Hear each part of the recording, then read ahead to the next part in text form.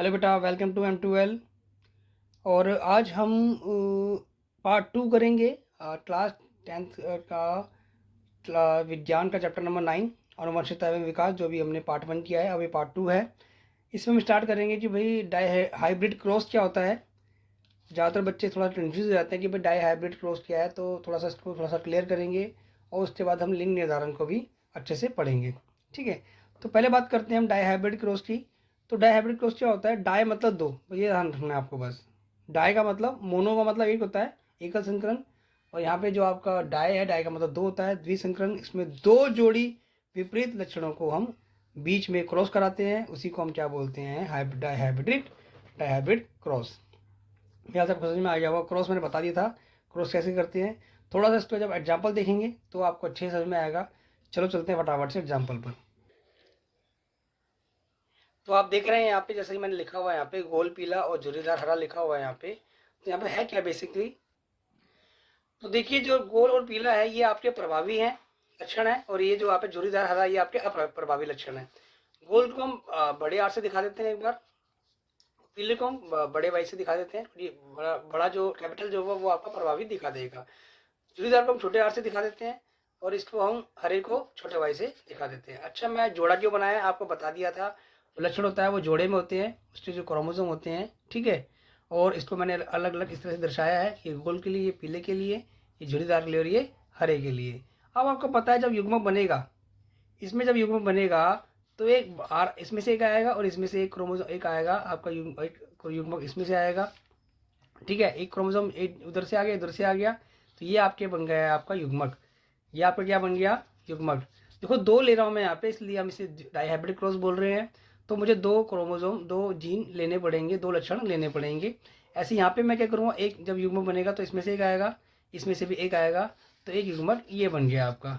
ठीक है, आप कुछ ही मान सकते हैं, नर मादा मान सकते हैं। मैंने नर मान लिया इसको, इसको मैंने माना मादा। अब क्या होगा बेटा जी? अब होगा इसमें क्रॉस, जो हम करेंगे आगे क्रॉस करेंगे। तो क्या हो सकता है, पॉसिबिलिटी क्या है? देखिए, अगर हम इसको युग्मनज बनाते हैं तो मैं क्या बनेगा? बड़ा आर, आर जैसे आर आएगा, ध्यान रखना है, आर आर वाई वाई। ठीक है, तो ये आपकी एफ एन पीढ़ी हो चुकी है। ये पीढ़ी क्या होगी? देखो, अगर मैं बात करूँ एफ एन पीढ़ी, जब आपस में क्रॉस किया एफ एन पीढ़ी हो गई ये। जब आप इनको मिलाओगे आपस में, तो ये पौधा, ये जो पौधा होगा कैसा होगा? इसमें जो बीज आएगा वो कैसा आएगा? गोल और पीला। गोल और पीला आएगा। जो मटर का दाना होगा गोल और पीला होगा, क्योंकि दोनों ही प्रभावी लक्षण है, इसलिए ये गोल और पीला होगा। अच्छा, उसमें क्या किया था हमने? टी टी हमने इस तरह से किया था उसमें। पहले उसमें जब हमने एक लक्षण लिया था तो उसमें सारे आपको पता है सारे एक जैसे बन रहे थे, बड़ा टी और छोटा टी इस तरह से बन रहे थे थोड़ा। ठीक है, यहाँ पे भी सेम वही बनेंगे, जो भी बनेंगे सारे सेम बनेंगे, ये बनेंगे। जैसे जिसमें बीज क्या होगा आपका?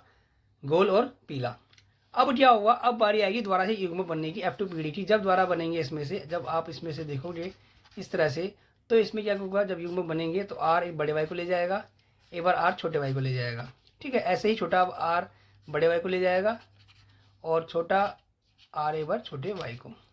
अब इसमें देख रहे हैं, देखो क्या है कि आप देख रहे होगे कि भाई चलो ये समझ में आता है, बड़ा वाई बड़ा आर बड़ा वाई, बड़ा आर बड़ा छोटा वाई। लेकिन छोटा आर और फिर आपने बड़ा वाई लिखा है, तो भाई जो लक्षण पहले है उसको पहले लिखना है। राउंड जो मैंने लिखा है गोल और जो झुर्रीदार है वो वाला लक्षण पहले आएगा, उसके बाद लक्षण दूसरा आएगा।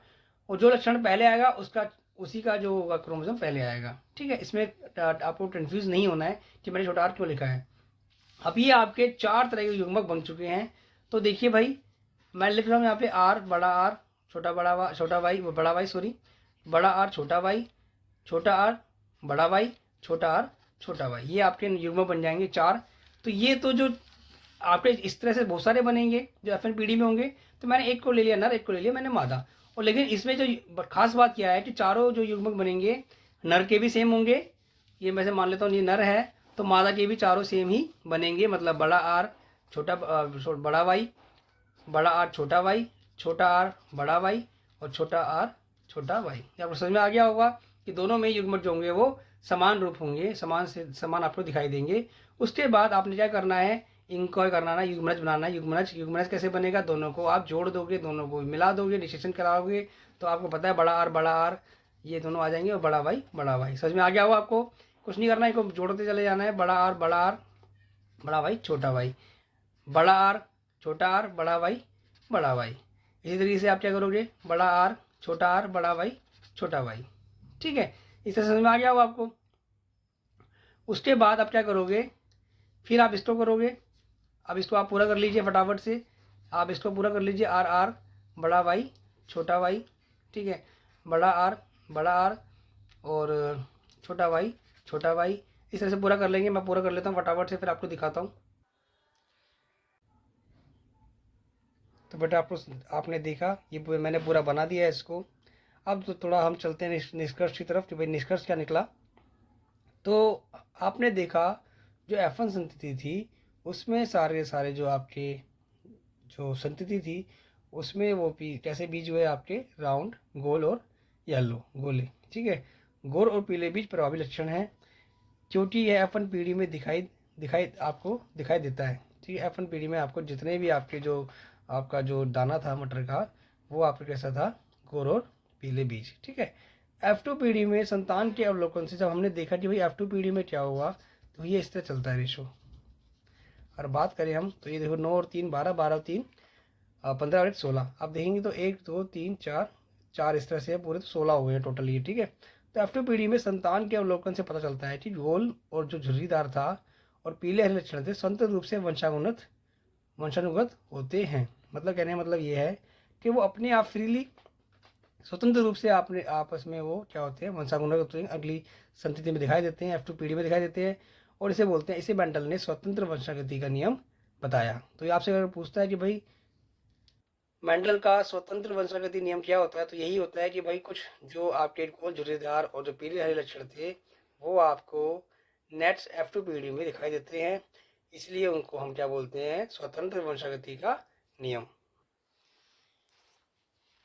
तो आपको देखा आपने यहाँ पे ये मैंने आपको मतलब दिखाया था F1 पीढ़ी में। ठीक है, और बाकी मैंने आपको इस तरह से निकाल के दिखाए थे 9 3 3 1 मैंने बताया था रेशियो अनुपात जो आया इनका। और जो 9 होंगे देखो सीधी सी बात है, सबसे ज़्यादा वही होंगे जो ज़्यादा प्रभावी हैं, मतलब गोल और पीले। ठीक है, और आपका 3 कितने क्या होंगे, गोल और हरे, और 3 अनुपात तीन अनुपात जो जिनका होगा, और ये 3 अनुपात जो होंगे वो होंगे झुर्रीदार और पीले, और जो ही बचेगा वो होंगे आपके अप्रभावी 1 अनुपात, मतलब झुर्रीदार और हरा। ठीक है, उसके बाद हम बात करेंगे लिंग निर्धारण की। ठीक है, कि भाई हम कैसे नर मादा जैसे कैसे पता लगेगा कि भाई नर होगा या मादा होगा, उसके बारे में बात करेंगे। तो सबसे पहले बात आती है गुणसूत्र की।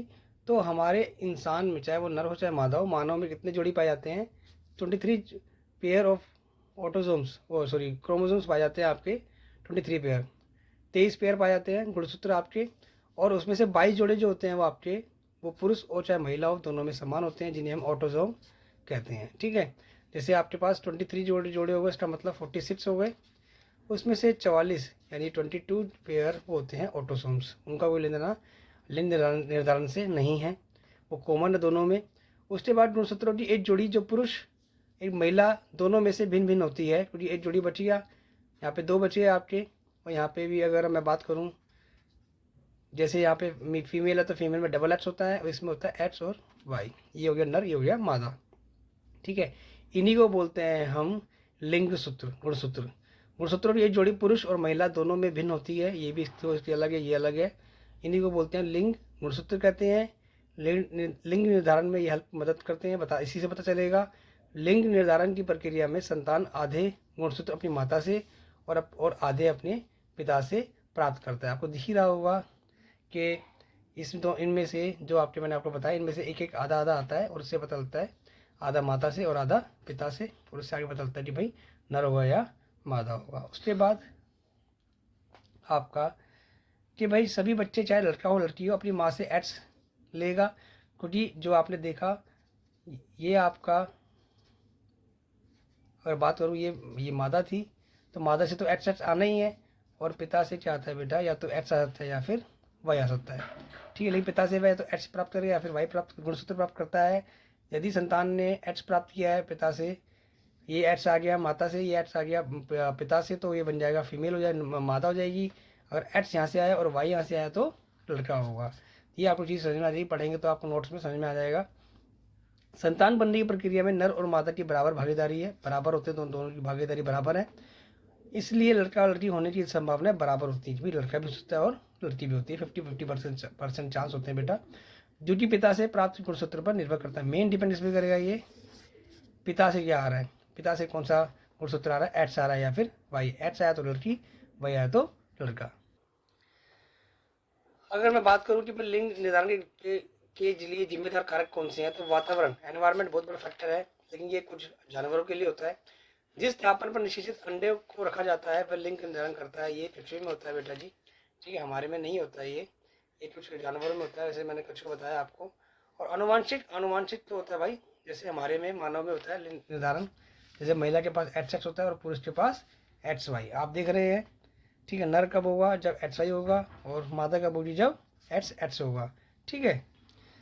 तो देखिए, अगर हम बात करें युग्मक की, तो जो युग्मक हैं आपके एक्स और वाई दो बनेंगे नर में, और मादा में एक्स और एक्स सेम ही होगा, मतलब दोनों एक्स है तो दोनों एक्स है तो एक ही बन लिया होगा इसमें। ये युग्म बनते हैं, जिसे हम शुक्राणु बोलते हैं। ये अंडा ओवा है आपका अंडा, ये आपस में जब ये संकरण होगा आपस में, इनका फर्टिलाइजेशन हो जाएगा, निषेचन हो जाएगा इनका आपस में, तो बन जाएगा युग्मनज, और एक्स एक्स बन जाएगा। अगर एक्स यहाँ से आया है, एक्स ये किया तो एक्स एक्स मतलब आपका मादा होगी, अगर वाई किया एक्स से मिला तो क्या बन जाएगा, एक्स वाई मतलब नर होगा। अब इसको सिंपल तरीके से एक चीज़ और मैं आपको समझा दूँ, अगर आपसे पूरा अच्छे से पूछा जाएगा तो। सॉरी थोड़ा कैमरा हिल रहा है भाई। देखिए 44 प्लस एक्स एक्स, ये मान लो मादा है आपकी, ठीक है। 44 प्लस एक्स वाई, ये आपका हो गया नर। अब क्या होता है, युग्मक जब बनते हैं तो आधे आधे हो जाते हैं, 22 प्लस एक्स, 22 प्लस एक्स, ऐसे यहाँ पे होगा 22 प्लस एक्स और 22 प्लस वाई, ठीक है। तो आप क्या होगा, जब इनका संकरण होगा, निषेचन होगा आपस में, तो ये इस तरह से होगा। तो देखो 22 और 22 44 हो जाएगा, एक्स हो जाएगा। ऐसे ये जब इसे कर सकता है संकर आपस निषेचन, तो 44 प्लस एक्स वाई हो जाएगा। जब इसे आपस में करेगा तो 44 प्लस एक्स एक्स हो जाएगा। जब ये आपस में करेंगे तो 44 प्लस एक्स वाई हो जाएगा, ठीक है। आप देख रहे हैं कि भाई जो मादा में हुआ करते थे वो टोटल बार बार वही, मतलब रिपीट, मतलब टोटल वही हो जाते हैं। वो कंडीशन डबल हो जाती है, क्योंकि डबल ही होना जरूरी है। अगर वो आधे होते हैं तो वो युग्मक कहलाते हैं। ये देखो ये युग्मक था, ये आपका युग्मनज बन गए। तो आप देखेंगे एक्स एक्स एक, एक्स एक्स दो, तो दो फीमेल हैं और दो वाई एक्स वाई मेल। जब काटोगे इसे तो 1:1, मतलब आपका अनुपात 50-50% चांस है कि भाई आपका नर हो, या फिर 50% चांस है आपके मादा हो। ये आपको समझ में आना चाहिए, पेपर में ये पूछा जाता है आपसे, और ये आपको बुक में दिया हुआ था, ये मैंने आपको इजी तरीके से बता दी, समझा दिया आपको। आई होप आपको समझ में आया होगा। और क्योंकि ये नोट्स जो है मैंने आपको बता रखा है पहले ही, NCERT दिल्ली गवर्नमेंट की नोट्स हैं, तो इनको अच्छे से पढ़िएगा और कंसेप्ट बना के पढ़िएगा, ठीक है। मिलता हूँ नेक्स्ट वीडियो में जल्दी। All the best.